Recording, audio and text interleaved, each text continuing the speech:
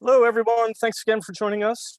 We are going to get underway. I want to welcome everybody to our Arizona Clean Vehicles event. We are currently recording and live streaming this event on the Moms Clean Air Force Facebook page. I want to welcome everybody to our virtual press conference featuring Tempe elected officials along with public health and clean vehicle advocates who have come together today to speak out in support of strong clean car standards.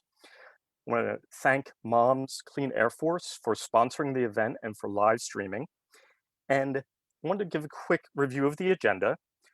We're going to have 2 to 3 minutes of formal remarks by each of our speakers who will be visible and audible via their video.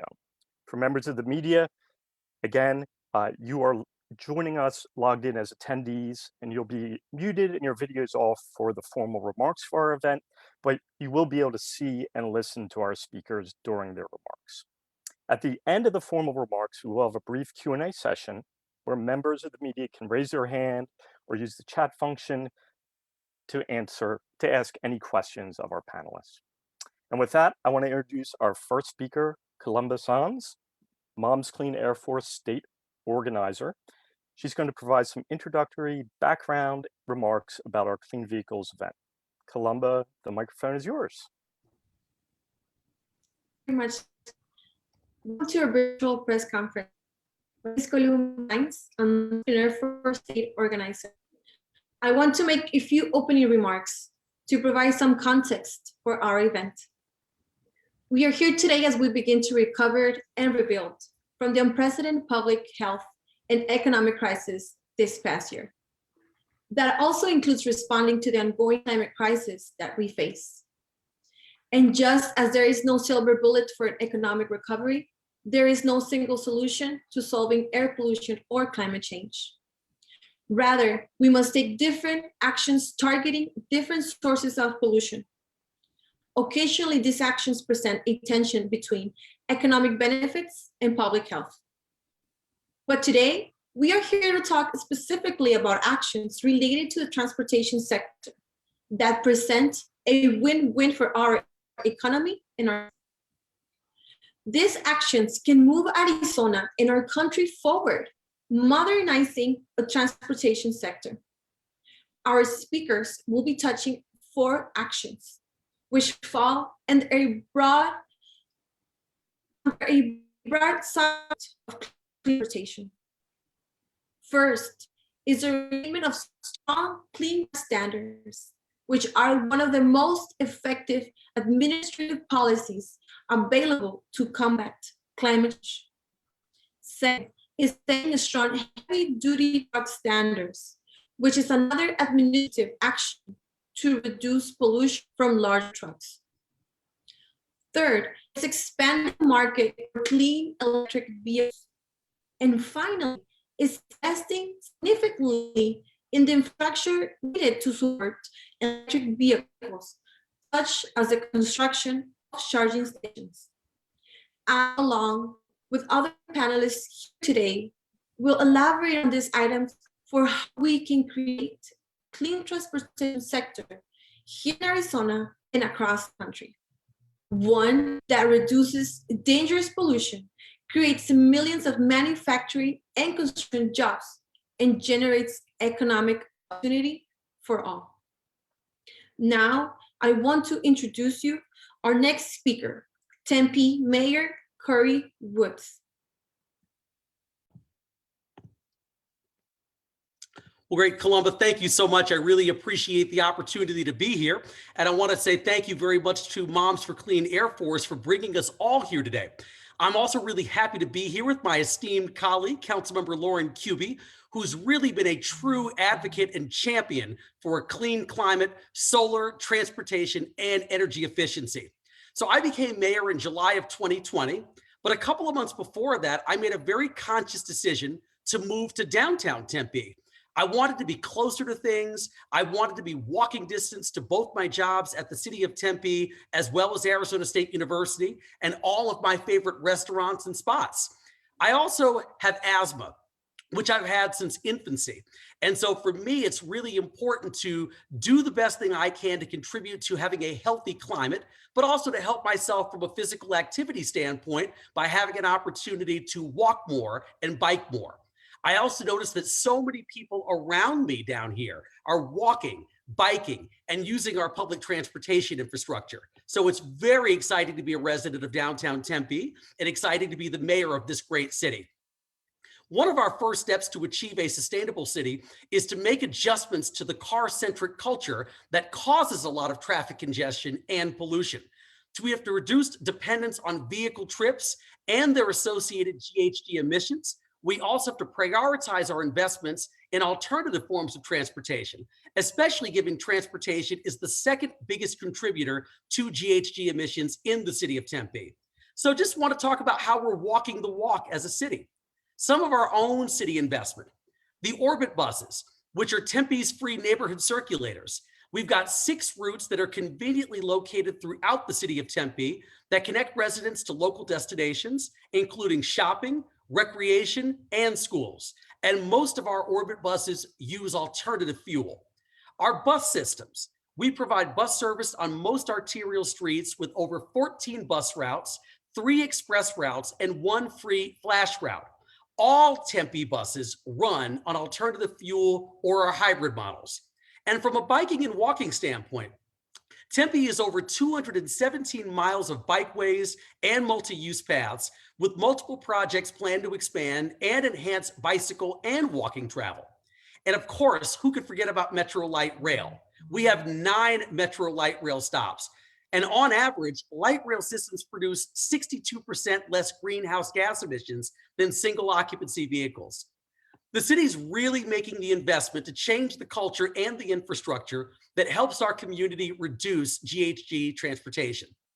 This is one strategy outlined in the City of Tempe's Climate Action Plan to address greenhouse gases moving forward from the transportation sector. Councilmember Kuby is going to let everyone know more about the electrical vehicle investment that our city is making.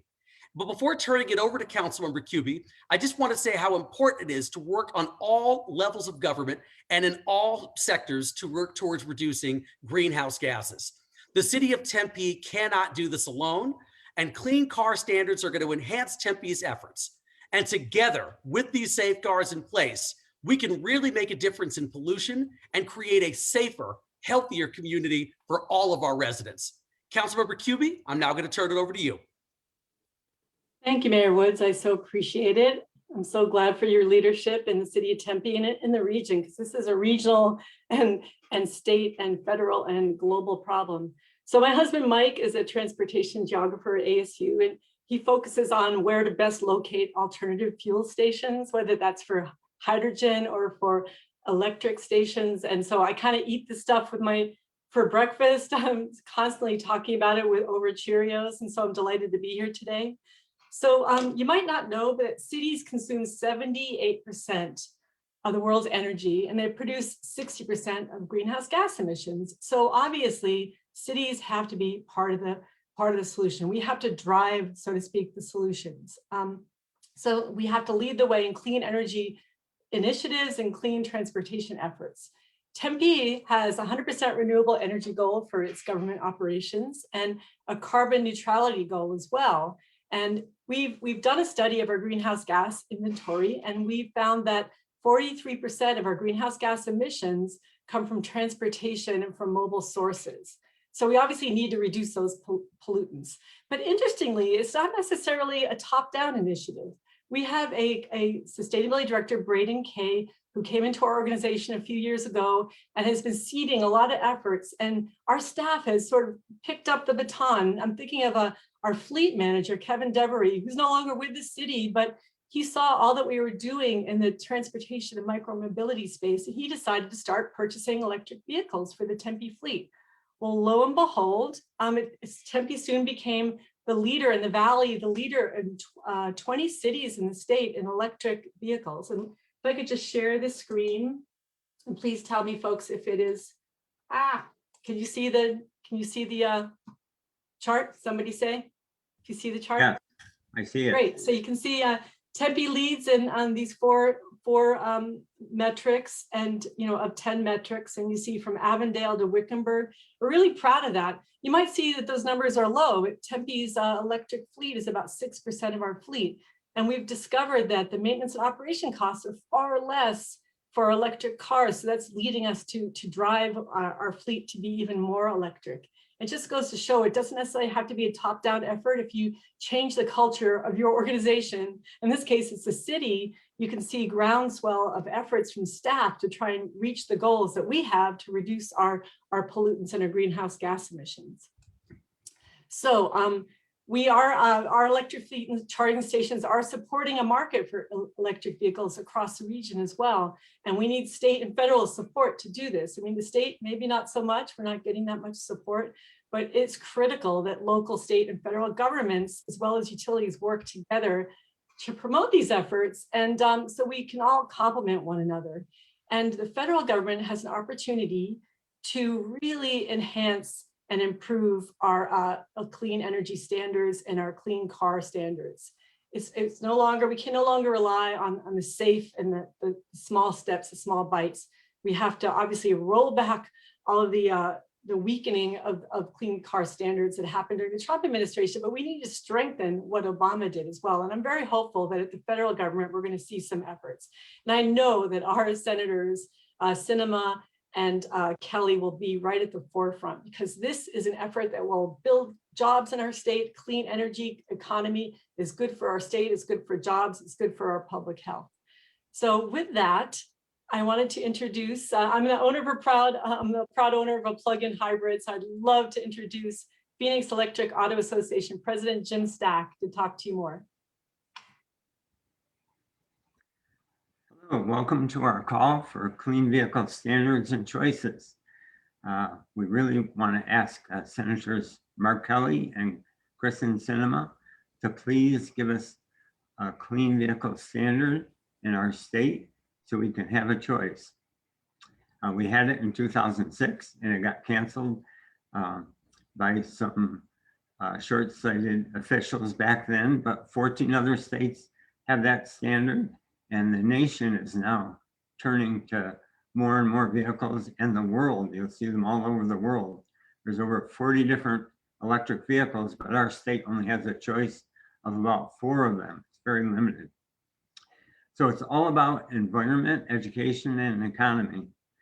The economy for electric vehicles are the fastest growing segment of any vehicles in the world, and definitely in the United States. Our state of Arizona has 2 of the top rated electric vehicle manufacturers, now with large factories that were just built, and they employ thousands of people so far. A third company is considering Arizona, along with one other state, to locate their factory. Now let's help them decide by adopting this clean vehicle standard. For education, the University of Arizona just helped land a remote rover electric vehicle on Mars. This is world leading. ASU has battery and vehicle research that's changing the world. Carl Hayden High School had a robotics team of high school students under teacher Coach Freddie that beat all universities and colleges across the United States. Now he has a girls robotics team at ASU Polytechnic that just came in 2nd in the world. The reason I mention these is they use the same STEM, science, technology, engineering, and math technology that electric vehicles use. For our environment, our beautiful state gets visitors from all over the world. Let's not be known for brown cloud and high pollution advisories, but for our beautiful blue skies and clean air again. That's what Los Angeles did with this clean car standard. So it's good for children to the elderly. And pollution affects the poor and minorities the most. So let's stop breathing the exhaust from exhaust pipes of vehicles and improve our air quality. And now it's my honor to introduce Columba, the Moms Clean Air Force state organizer. Thank you very much, Jim, and thank you so much for your leadership. As a mom, aunt, friend to many mothers around Arizona, and an advocate of Moms, Clean Air Force, and Ecomadres. I am here to say that Arizonans deserve to have clean air. Without tough clean car standards, automakers will continue to make dirtier cars that pollute and harm our health. As a person of faith, I know the importance of protecting the most vulnerable. Pope Francis reminds us to take care of them as well. He says that climate change is a problem which can no longer be left to future generations. When it comes to the care of our common home, we are living a critical moment of history. Well, let me tell you that the most vulnerable live in low-income communities and communities of color. They are the most affected by air pollution and the climate crisis. Over 26 million people in the US, including more than 6 million children, suffer from asthma. Just here in Arizona, low-wealth communities and communities of color are more likely to live in areas with high levels of hazardous air pollution, including areas near high traffic zones and highways. My family and I moved to one of these zones 2 years ago. As a mom, I want my children to be active, and I want them to be close to nature. And because of this, I let them be outside and spend hours just to play at the parks. But this was not the same situation when I moved to Phoenix, Arizona, because after 2 months of letting my daughters go and play outside, my oldest daughter, Columba, started wheezing. And with this, a lot of things came to my mind.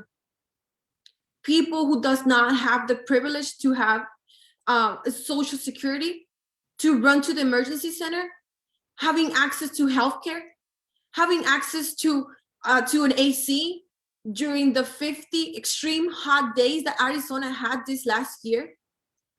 So we need to think of all of them.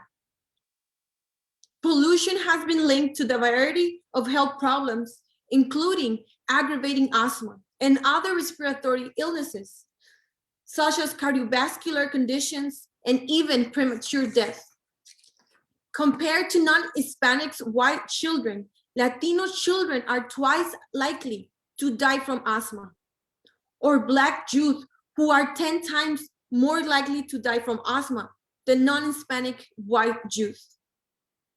Please help us and join efforts to advocate to support the reinstatement of the US clean car standards and the modernization of the transportation sector by moving to polluting-free vehicles. We urge our senators, Mark Kelly and Kristen Sinema, to support strong clean car standards and strongly support the reinstatement on the US clean car standards and the modernization sector by moving to clean, free pollution vehicles. Thank you very much.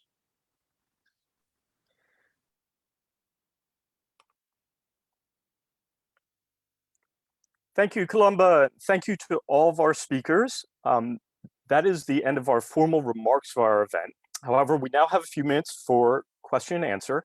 For members of the media, if you have a question, you can use the raise your hand function, or you can use the chat function as well. And you can either raise your hand and I can unmute you, and then we can have the speakers respond as we go, or you can always chat your question to them and I can read them out loud. So if you have any questions, please use the raise your hand function or the chat function, and our panelists will be happy to respond.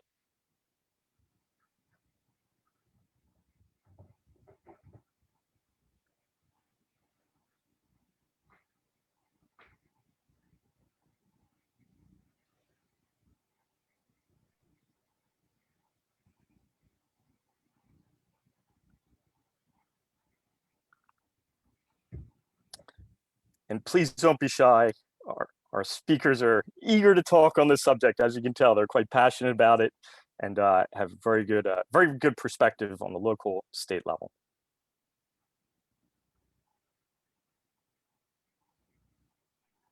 I see one person posted a question. question and answers. It looks like Rayleigh Walter asked, what actions can the public take to help move the clean air initiatives forward?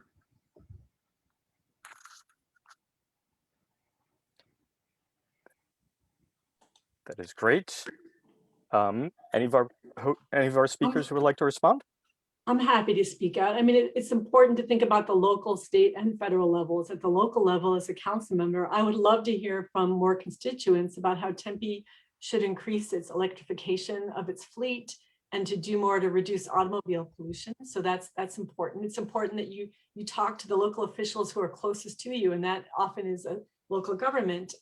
Right now, the state, I don't think there's a lot of hope that the state's going to be moving forward. I mean, we'd love to see that, but I think the focus needs to be on the federal government. We need to reinstate the clean car rules, but more importantly, we need to strengthen the clean car standards and modernize our transportation sector. I have such hope with Pete Buttigieg as our Secretary of Transportation that we're going to move to more pollution-free vehicles and really invest in our infrastructure, from local and state and federal government investment.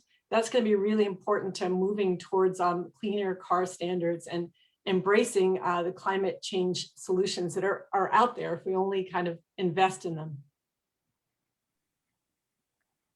Thank you so much, Councilmember Kuby. Any additional questions?